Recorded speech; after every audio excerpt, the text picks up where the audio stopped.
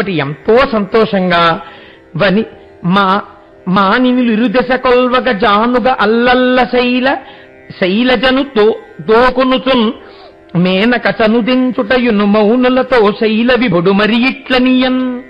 ఆ చుట్టూ పరిచారికల్ని పెట్టుకుని వాళ్ళు ఎంతో జాగ్రత్తగా మేనకాదేవిని సేవిస్తుండగా మీరు కొంచెం తేడా గమనించండి. చిన్న తేడా మీకు కనపడుతోందా? ఇద్దరిలో ఇంటి యజమాని ఎలా ఉన్నాడు? అంత వినయంతో ఉన్నాడు. ఈవిడెలా ఉంది? చిన్న అట్టహాసం ఉంది.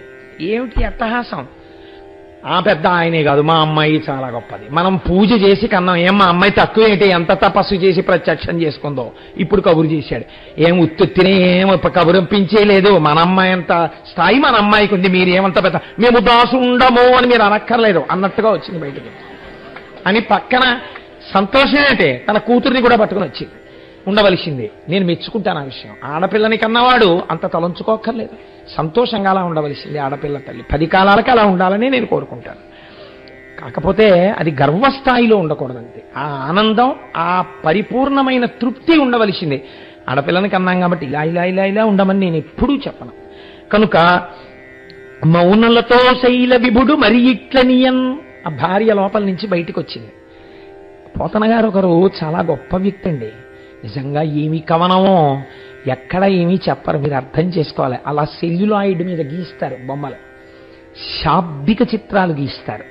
మీరు దర్శనం చేస్తే పద్యం జరిగి కళ్ళు మూసుకుంటే మేనక వచ్చినప్పుడు ఎలా ఉంది, హిమవంతుడు వెళ్ళినప్పుడు ఎలా ఉన్నాడు, ఓహో ఈ తేడాలు ఉంటాయి కదా అని మీరు లోపలసారి ఆ మేనకాంతఃపురాన్ని, హిమవంతుడి అంతఃపురాన్ని మీరు చూడొచ్చు.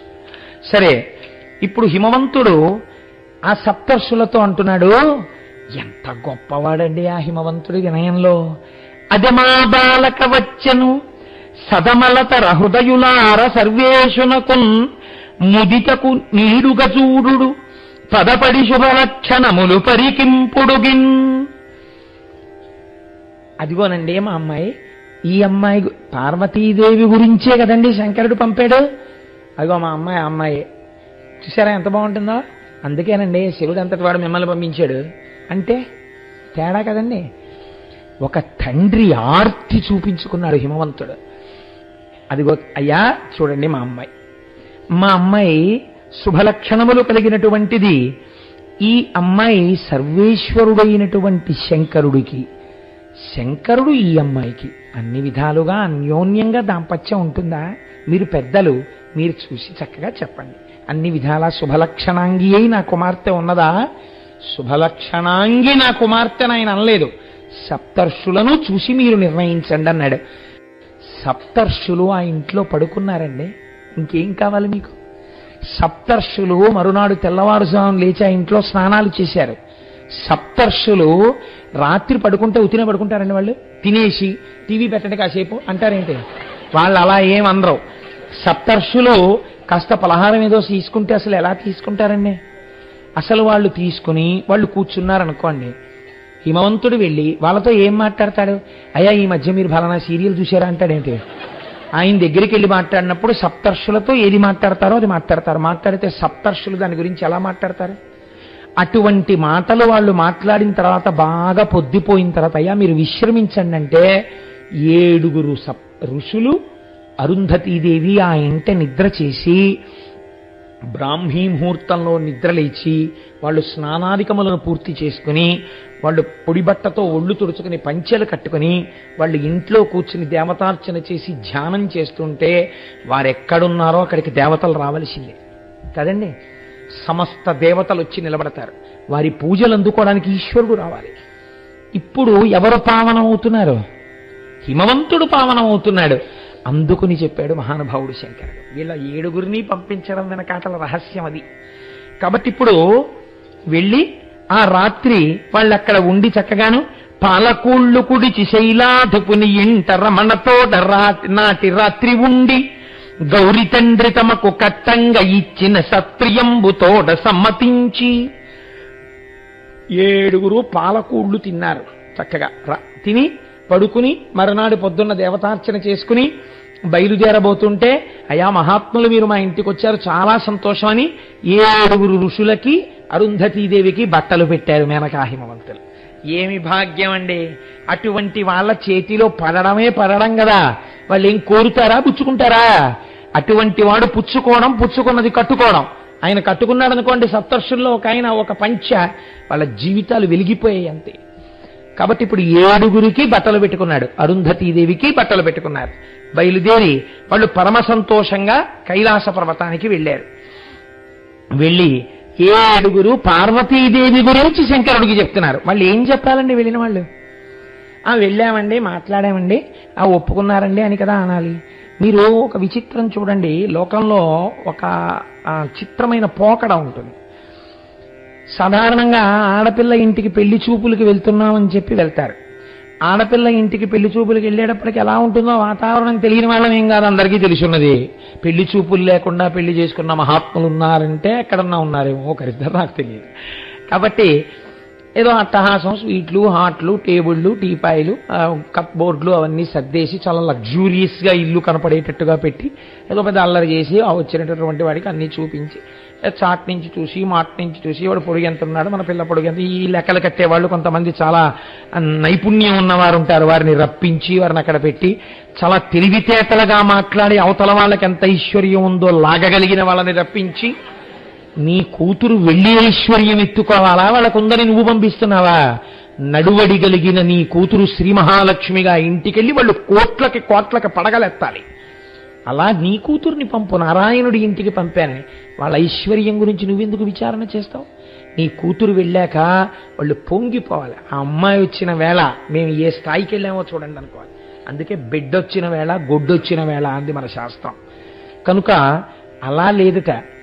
మీరు ఆ ఇంటికి వెళ్ళేటప్పటికీ ఆడపిల్లి వారు మీరు 6ంటికి వస్తానని 5:30కే వెళ్ళిపోయారనుకోండి, అయ్యా ఏమనుకోకండి అని వాళ్ళు కూర్చోమ్మని లలితా సహస్రనామ స్తోత్ర పారాయణం చేసుకుని సంధ్యావందనం చేసుకుంటున్నారనుకోండి, చేసుకుని లేచి వచ్చి అసుర సంధ్య వేళలో కాసేపు లలిత చదువుకోవడం మాకు అలవాటు, ఏమనుకోకండి అయ్యా మీతో మాట్లాడలేదని కూర్చోబెడితే మీరు ఏ గదిలోకి వెడితే ఆ గదిలో భగవత్ సంబంధమైన విశేషాలు కనపడుతూ ఆ ఇల్లు పరమసాత్వికంగా కనపడుతోంది అనుకోండి, మీరు మళ్ళీ తిరిగి వచ్చి ఇంట్లో దేని గురించి మాట్లాడతారు? పెళ్లి కొడుకు గురించి మాట్లాడరు. అబ్బబ్బబ్బా ఏమి సంప్రదాయమే, ఏమి కుటుంబమే, నిజంగా ఆవిడ చూసావా ఎంత మర్యాదో బాబోయ్, ఎంత మర్యాదస్తురాలో, ఆయన మాట చూసావా నిజంగా ఎంత సాత్వికంగా ఉందో, ఒక్క మాట తక్కెడ అంతే, అయోమయం అవి ఏం లేవు, అంత చక్కటి మాట, ఎంత మంచి కుటుంబం అంటారు. అలా వాళ్ళు హిమవంతుడి ఇంటికి వెళ్ళొచ్చి శంకరానికి పెళ్లి కుదిరిచ్చామంటారు లేదు, పార్వతీదేవి గురించి చెప్తున్నారు వాళ్ళు. ఎంత గొప్ప తల్లో మీరు ఆలోచించండి. నిజంగా సప్తర్షులు పొంగిపోయారు ఆవిడ్ని చూసి. పలుమరు ముల్లోకంబుల చెలులంచూచితిమి కాని చింతింపగన నా లలనకు కలలక్షణములు కలయగ ఏ చెలులయందు గానము దేవా. లోకములో ఎంతో మంది ఆడపిల్లల్ని చూశాం, ఆవిడకున్నటువంటి లక్షణాలు శంకరా ఎవ్వరి యందు లేవు. నీలాహిమేని కంటెను నీలాలుల కంటె ఇంద్రనీలము కంటెన్ నీల రుచి బోలు నంబిక నీలాల కలేమి చెప్ప నీలగ్రీవా. వాళ్ళన్నారు నీలగ్రీవా కట్టమనందు నల్లని మచ్చున్నవాడా, పిల్ల తెల్లగా ఉంటే బాగుందండం చాలా గొప్పేం కాదు, సాధారణంగా దానికి మార్కులు పడిపోతాయి, ప్లస్ మార్క్స్. వీళ్ళంటున్నారు పిల్లకించిత నలుపు, కానీ ఎంత అందమో తెలుసా, నారాయణీ కదండి అన్నగారి పోలిక. కాబట్టి ఎంత అందమయ్యా నలుపులో. నీలాహిమేని కంటెను, నల్లత్రాచుపం మెరుపు కన్నా ఆవిడ మెరుపు ఎక్కువ. నీలాలుల కంటె ఇంద్రనీలము కంటెన్ నీల రుచి బోలు నంబిక నీలాల కలేమి చెప్ప నీలగ్రీవా. అబ్బో ఆ ముంగురులు, ఆవిడ అందం, ఆ ఇంద్రనీలమణి కాంతి, ఏమి అందమో మహాతల్లిది. బాలేంద్రుడు చంద్రానన భాలముతో సాటి ఎనగ పలుకుదురు కవుల్ బాలిక పాల రుచులపై బాలేంద్రుడు ఎంతవాడు బాలేందు ధరా. కవులు ఒక మాట రాసేస్తూ ఉంటారు, ఆ పార్వతీదేవి యొక్క లలాటము అష్టమీ చంద్ర విభ్రాజలిక స్థల శోభిత, ఏదో చంద్రబింబంలా ఉంటుంది అంటుంటారు. కానీ పచ్చబద్ధం చూసి వచ్చిన మేం చెప్తున్నాం, అసలు చంద్రబింబానికి అమ్మవారి యొక్క లలాటమునకు పోలికే లేదు, అంత అందంగా ఉంటుంది ఆవిడ యొక్క నుదురు. సుదతీలలామబమలకు వదలక సరిచేయనొకటి వచ్చునే నీచే కథనమున తెగడయే నియు మదననక దివిల్లు కాద మదనారాతి. ఆ పార్వతీదేవి కనుబొమల గురించి ఏం చెప్పమయ్యా? చూస్తే మాకేమనిపించిందో తెలుసా? నువ్వు స్మరుణ్ణి కాల్చేశావుగా మన్మధుణ్ణి, రేపెప్పుడైనా అవకాశం వస్తే నీ మీద యుద్ధం చెయ్యడానికి పట్టుకోవడానికి ఒక్క కొత్త ధనస్సుని సిద్ధం చేసుకున్నాడు. అదే పార్వతీదేవి యొక్క కనుబొమలు. మన్మధుడు తయారు చేసుకుంటున్న ధనస్సుగా మాకు అనిపించిందయా. జలజాక్షి నిమ్మోము చందురు పోల్తమా చందురు నందున గందు కలదు. ఆవిడ ముఖం చంద్రబింబంలా ఉంటుంది. అందామా? చంద్రుడికో మచ్చ ఉంది, ఆవిడ ముఖంలో ఏ మచ్చ లేదు, అంత అందగత్తె.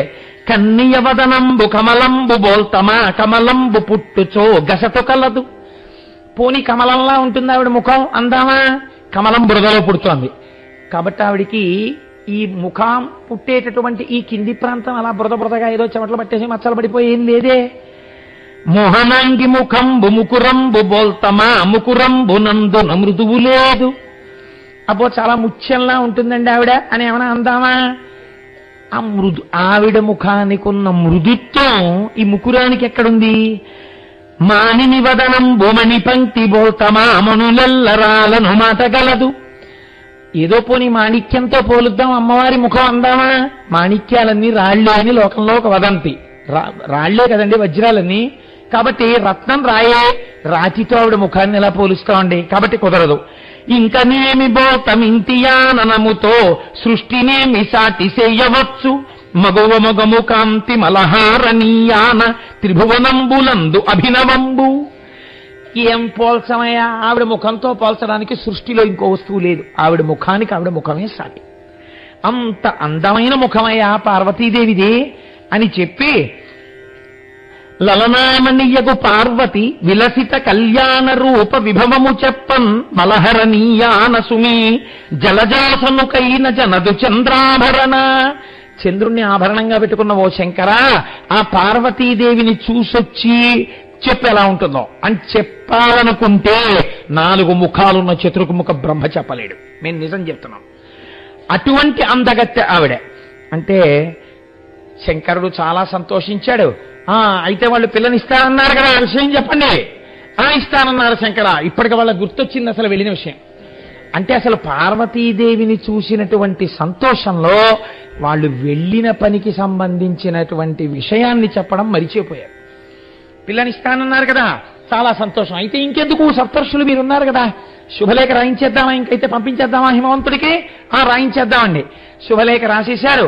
వెంటనే ఒక్కసారి ఇప్పుడు ఈ శుభలేఖలు పట్టుకుని అందరికీ పంచిపెట్టడానికి చక్కగా ఒక సంస్కారవంతుడైనటువంటి వ్యక్తి, జ్ఞానము కలిగినటువంటి వాడు మొట్టమొదట రావాలి. ఆయన అందరినీ వెళ్ళి పెద్దరికంగా పిలవాలి.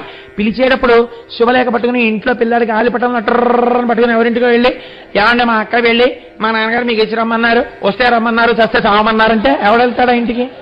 అంటే మన శుభలేఖలు అలాగే ఉంటాయనుకోండి. ఇవాళ రోజున ఏదో మనకి విందు అంటే మన జన్మలో ఎప్పుడూ చూడనట్టు 2 చెంచాలు ఓ గిన్ని, అది వేయకపోతే మన బతుకులో మనం ఎప్పుడైనా విందు తిన్నామేమిటి మనకి తెలుసా? అందుకని ఓ గిన్ని, ఇదేంటి సుముహూర్తము, వీడి లేచి మంగళసూత్రం కడుతున్నట్టుగా ఓ బొమ్మ. అంటే సుముహూర్తానికి జీలకర్ర బెల్లం పెట్టడం కాదు, మంగళసూత్రం కడుతున్నట్టు ఓ బొమ్మ. అంటే అసలు వేసిన వాడికి ఎంత గొప్ప జ్ఞానం ఉందో ఆ శుభలేఖ గురించి. అన్ని సైడ్ హెడ్డింగులు, దేనికి వివరం ఉండదు. మిమ్మల్ని ఆహ్వానించేవాడు ఉండడు, మిమ్మల్ని నక్షత్రాలు ఏమనేవాడు ఉండడు, మీ ఆశీర్వచనం అడిగేవాడు ఉండడు. అక్కడ ఉండేవాళ్ళు ఎవరంటే ప్రధానంగా అన్ని సైడ్ హెడ్డింగులు. కళ్యాణ వేదిక, బలానా వీధి సందులో కడితే 2A బస్సు ఎక్కి బలానా చోట దిగి నడిచి వస్తే రా. ఆ తర్వాత కింద సుముహూర్తము, బలానా డేటు, బలానా టైము. అన్నిటికన్నా చాలా ముఖ్యమైంది విందు కొంతమందికి.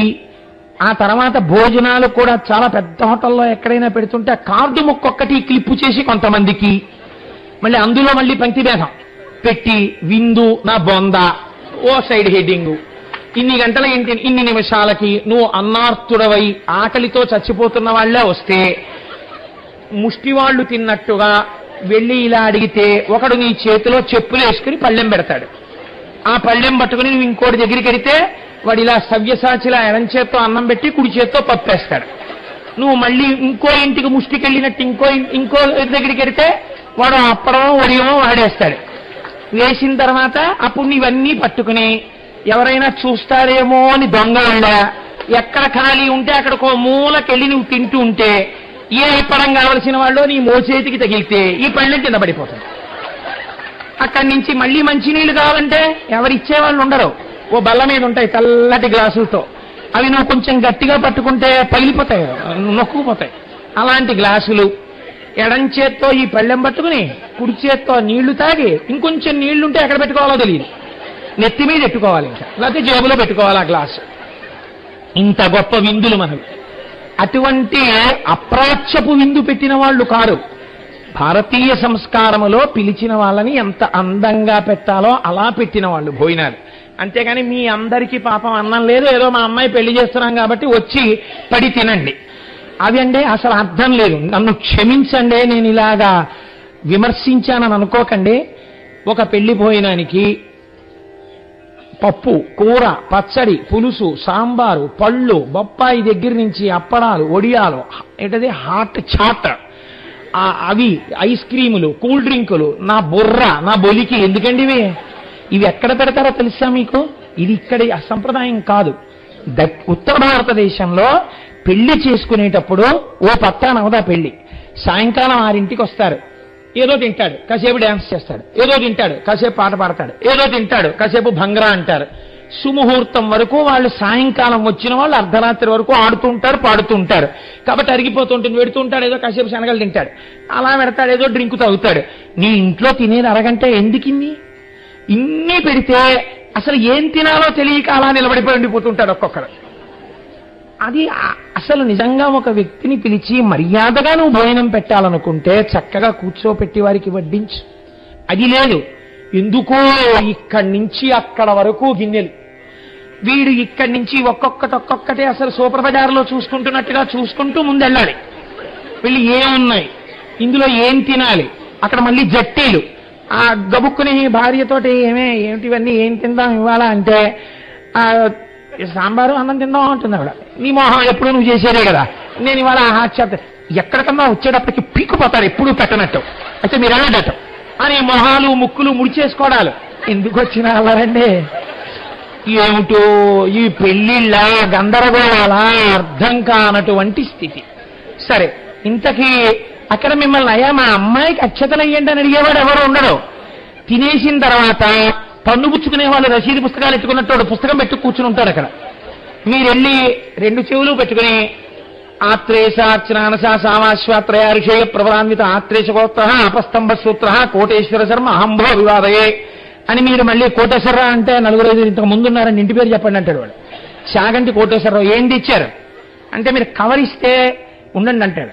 తీసి 116 కరెక్టే కదండి అంటాడు. ఆ 116 వాడు డిజిటల్ చక్కగా గళ్ళు కూడా కొట్టుకుంటారు, 1000, 100, 10 ఒకట్లో అందులో వేసుకుని ఆ 1000 ఆ కవర్ మీ మొహం మీదే చింపేసి అవతల పారేస్తాడు. మీరు దాని మీద విత్ బెస్ట్ కాంప్లిమెంట్స్ బ్రహ్మో ఆశీర్వచనాలు రాస్తారు. అవన్నీ చెత్త పుట్టకి. మిమ్మల్ని పిలిచి అక్షతలు ఇచ్చి వెయ్యమనేవాడు ఉండడు. ఒకవేళ మీరు పుచ్చుకున్న దంపతుల దగ్గరికి వెళ్ళినా మీరు అటుండి వెయ్యండి, మేము వీడియో తీయాలంటాడు. వాడి కోసం వెయ్యాలి, దంపతుల కోసం కాదు. మన పెళ్లిళ్ళు ఇంత దౌర్భాగ్య స్థితికి వచ్చాయి ఇవాళ. తప్ప అసలు వైదిక సంప్రదాయం ఎక్కడ ఇచ్చింది? అలాన లేదు శంకరుడు. ఎంత అందంగా మాట్లాడాలో అంత అందంగా మాట్లాడాడు ఆయన. కాబట్టి ఒక పెద్దలు వెళ్ళి పిలుపు పిలవాలి. పిలుపు పిలవడం అనేటటువంటిది చాలా గొప్ప విషయం అండి. ఇంటి పెద్ద ఆయన పేరు మీద పడుతుంది. కొందరి ఇళ్లకెళ్ళినప్పుడు పరమ మర్యాదగా అలా వెళ్ళి పిలవాలి. కాబట్టి ఆయన అంటున్నాడు, దేవి పిండ్లియాడ దినమే దిలెస్సయో ఎరుగవలయునంచు ఈశ్వరుండు. పెళ్లి చేయడానికి ముహూర్తం పెట్టాలిగా, ఇది బాగా చెప్పగలిగిన వాడిని ముందు పిలవాలండి అని అడిగితే ఆయన తెలియదేమిటే, సర్వజ్ఞుడు.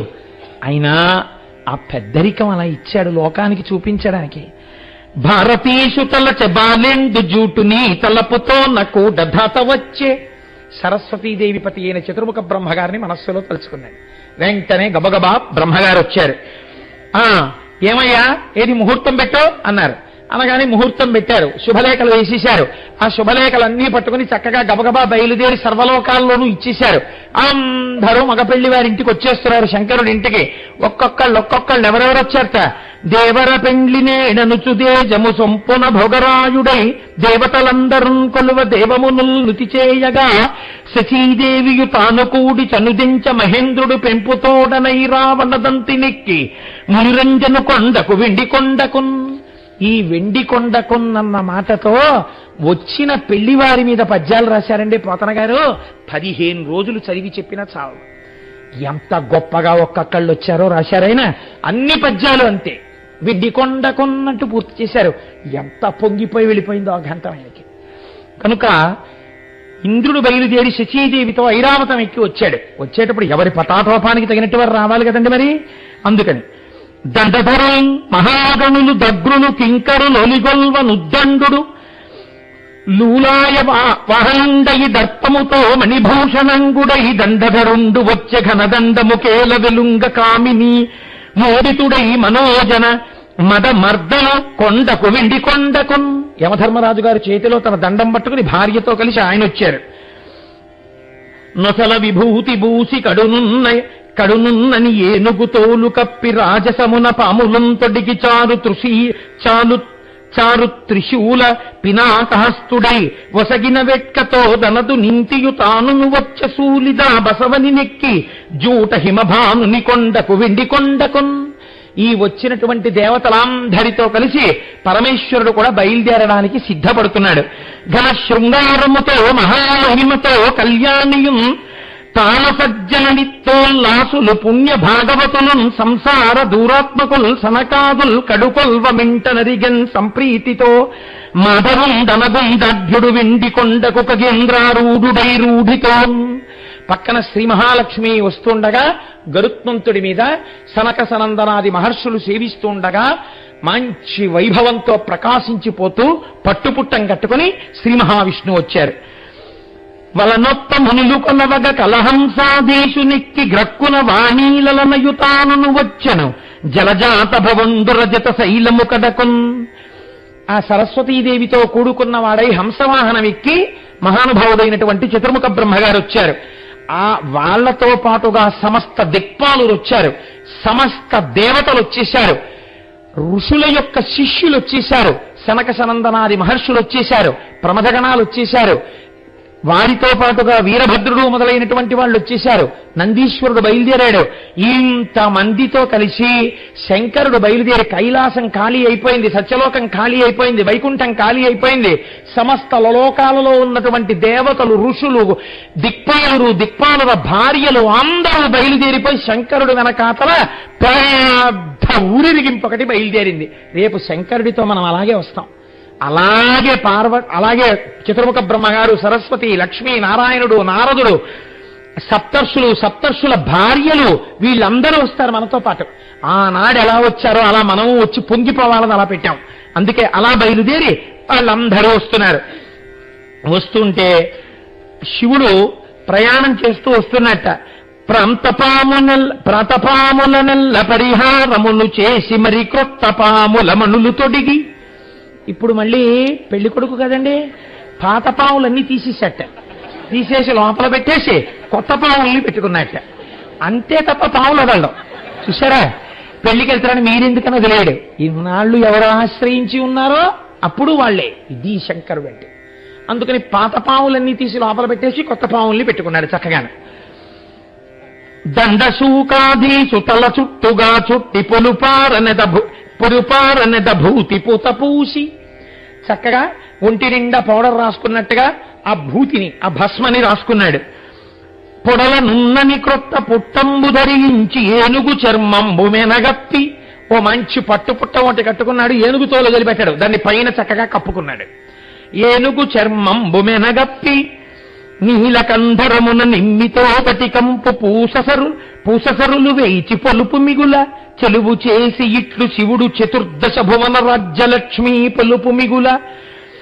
ఆయన పట్టుపుట్టం ఒకదాన్ని కట్టుకున్నవాడై చక్కటి జటాజూటాన్ని కట్టుకుని నీలకంధరముతో ఆ సురలందరూ, దేవతలందరూ కొలుస్తుండగా, ఋషులు కొలుస్తుండగా, జయ జయశంకర హర హర శంకర అంటుండగా బయలుదేరుతున్నాడు.